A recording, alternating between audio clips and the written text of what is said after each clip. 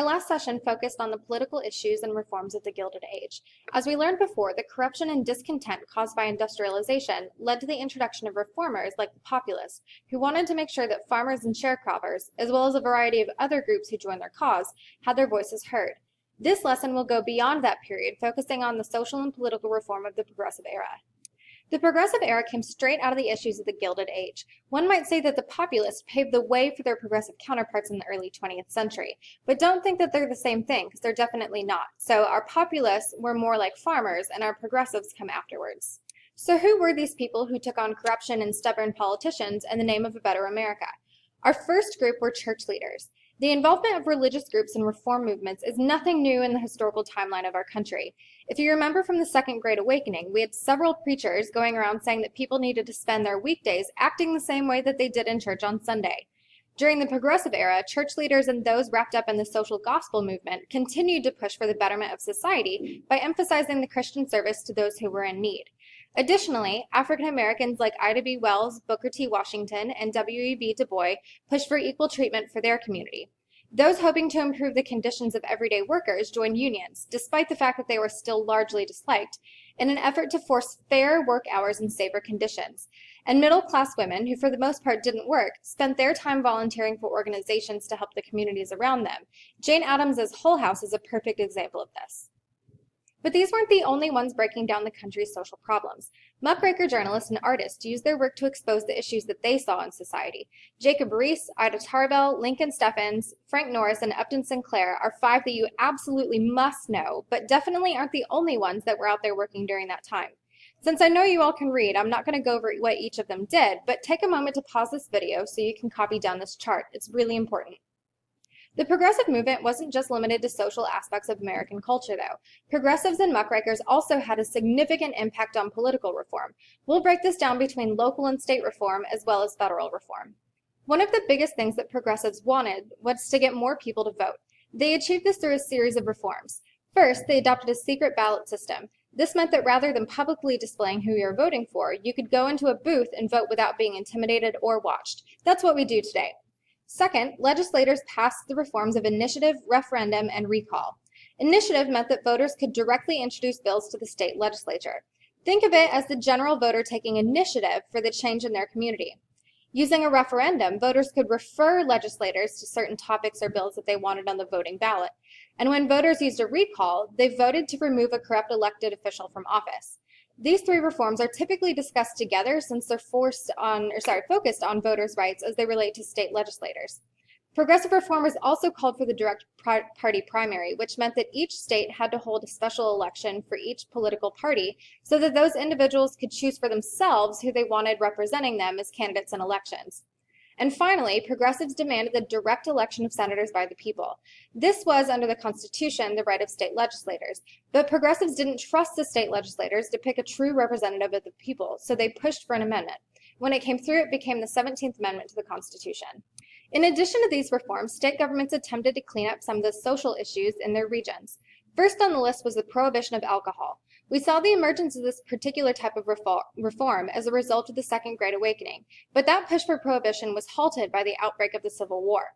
In the Progressive Era, urban progressives recognized that saloons often doubled as local headquarters for political machines, but they were generally unsympathetic to the cause of the temperance movement anyway. Rural progressives, on the other hand, thought that they could clean up morals and politics in one stroke by getting rid of liquor. And by 1915, they had persuaded the legislators of 2/3 of the states to prohibit the sale of alcohol. Reformers also wanted to improve social conditions for the general population. People like Jane Addams and Florence Kelley found that they needed political support in the state legislatures for meeting the needs of immigrants. So they lobbied their governments, with considerable success, for better schools, juvenile courts, and safety regulations for tenants and factories. The thing reformers probably pushed the hardest, though, was the treatment of children by industry. If you recall, industry is really the thing that sparked both the populist and progressive movements, so this shouldn't be too much of a shock. The National Child Labor Committee proposed state child labor laws that were passed by 2/3 of the states by 1907. But the most effective thing that kept kids out of the factories was mandatory attendance in schools. Florence Kelley and the National Consumers League also pushed for laws to protect women from long working hours. While Lochner versus New York in 1905 ruled against a maximum 10-hour workday, Mueller versus Oregon only 3 years later in 1908 ruled that the health of women needed special protection from long hours. But finally, the Triangle Shirtwaist Factory fire in 1911 did a lot to promote widespread workplace safety reform. And so, middle-class, non-working women made strides in their local legislatures for reform that impacted working-class and immigrant women.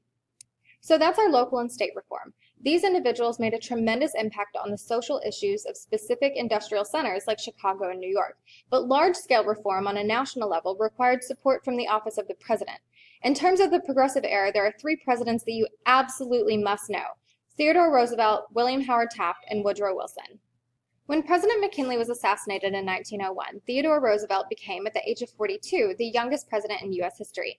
He was also an avid progressive who took the reform initiatives from McKinley's presidency and kicked them into high gear. His first objective was to demonstrate that he was not biased towards business or labor. If you remember Cleveland's time in office, he was unwilling to help either business or working people with their problems.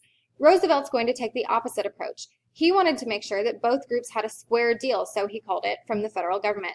This square deal had 4 essential components. First, Roosevelt wanted to make sure that the public was protected from bad consumer goods. We already know that Upton Sinclair's The Jungle led to the Meat Inspection Act of 1906. Roosevelt, however, wanted to make sure that all aspects of consumer health was covered, so he and Congress pushed for the Pure Food and Drug Act in the same year. This set up the Food and Drug Administration, or FDA, whose job it was to ensure that the consumable goods were exactly what was advertised. Second, Roosevelt increased the power of the Interstate Commerce Commission, or the ICC, in an attempt to regulate what he considered unfair transportation practices. This included the ability to prevent railroads from giving rebates to their preferred customers under the Elkins Act, and the ability to fix reasonable rates for railroads under the Hepburn Act. Third, the president fought hard against trust, or large monopolies, because he saw their way of doing business as counteractive to the American economic ideal. So even though the Sherman Antitrust Act had been around since 1890, Roosevelt was the first one to actually use it to any real effect. First, he concentrated on the Northern Securities Company, a large railroad consolidation. Once that was taken care of, he turned his attention to Rockefeller, Standard Oil, and over 40 other corporations. It's important to note, though, that Roosevelt did distinguish between bad trust and good trust. Even though he thought that monopolies in general were a bad idea, he only broke up the ones that were actively practicing bad business. The rest he chose to regulate heavily, which for the businesses was pretty preferable. Finally, Roosevelt fought to preserve the nation's natural resources. He was heavily impacted by the philosophies of John Muir, a preservationist, and Gifford Pinchot, a conservationist. As a result, Roosevelt stopped selling public lands for development, added millions of acres to our national parks, and formed the National Conservation Commission to regulate land that was already in use. Despite his widespread popularity, Roosevelt chose to follow in the footsteps of his predecessors and not seek a 3rd term in office. Instead, he handpicked William Howard Taft to be his successor and funneled money and other resources into getting him elected. He hoped that with Taft in office, the progressive reforms that he had started would continue. However, Taft was a more conservative progressive than Roosevelt. He did follow Roosevelt's example in trust busting and prosecuted nearly twice as many antitrust cases as Roosevelt. But one attack on U.S. Steel, a merger that was approved by Roosevelt during his presidency, angered Roosevelt, who viewed the case as a personal attack. This rift in the party was made worse by the Payne-Aldrich tariff, which raised the tariff on imports rather than lowering it like the Republicans wanted. Taft also fired Gifford Pinchot, our conservationist from the last slide, who was the chief of the Forest Service after Pinchot had gotten into an argument with Taft's Secretary of the Interior, Richard Bollinger, over the use of federal lands in Alaska. And finally, during the midterms elections, Taft openly supported conservative progressive candidates for Congress rather than progressive ones, or more radical progressives, that is. This angered the more radical progressives in the Republican Party, who had worked hard to get him elected under the assumption that he would support them. As a result of these collective choices, Taft lost favor in his party super quick. If you're looking for an easy synthesis point, this is pretty similar to John Tyler, our man without a party from the pre-Civil War era, who was kicked out of the Whig Party for not doing what they wanted. Before we talk about Wilson, we have to talk about the rise of another third party. Not long ago, we saw the rise of the Populist Party, which was our first real major third party to emerge on the national platform. During the first decade of the 1900s, another third party emerged that was dedicated to the welfare of the working class. Originally called the Socialist Labor Party, it changed its name to the Socialist Party of America in 1901. The Socialist platform called for more radical reforms than even progressives were willing to do. They wanted public ownership of the railroads, utilities, and major industries like oil and steel. One of their founders, and really the most important socialist that we'll discuss in this class, was Eugene V. Debs. He was their candidate of choice for 5 elections between 1900 and 1920. On points where they were similar, like workers' compensation and minimum wage laws, the socialists and progressives joined forces. But for the most part, progressives wanted to distance themselves from what they saw as the much too radical viewpoints of the socialists. Eventually, though, some socialist ideas like public ownership of utilities and the 8-hour workday were accepted. In terms of elections that you need to know for APUSH, the election of 1912 is pretty important. The election had 4 candidates. Taft was renominated by the Republicans after his supporters excluded anyone who supported Roosevelt from their convention. Roosevelt and his supporters, in response, created the Bull Moose Party, called that because their candidate Roosevelt said that he was strong as a bull moose. Democrats united behind Woodrow Wilson, and the Socialists nominated their main man, Eugene Debs. In terms of the actual election, Taft was still pretty widely unpopular, and Debs was considered far too radical, so the choices were really between Roosevelt and Wilson. Roosevelt campaigned for a new nationalism with more government regulation, voting rights for women, and increased social welfare. Wilson, on the other hand, campaigned for a new freedom, which would limit big business and big government and bring about reform by ending political corruption. As we've seen in the past, when a party splits, their chances of winning become much smaller. This was the case with this election as well. So with the Republicans divided, Wilson won a landslide in electoral votes. Practically speaking, Wilson's new freedom consisted of 4 components. First, he came through on the promise to lower tariffs that had failed during Taft's administration. The Underwood Tariff of 1913 lowered tariffs by 25%, which was a huge reduction. However, this presented a problem for the federal government in terms of not having enough income. So the solution that he came up with was to begin the first income tax to make up the difference. The type of income tax that he chose makes up the second component of his plan. In the same year as the Underwood Tariff, he instituted a graduated income tax. The word graduated means that the amount each person paid depend on how much they made for a living. This way, poor workers wouldn't be responsible for the same amount of taxes as our rich businessmen.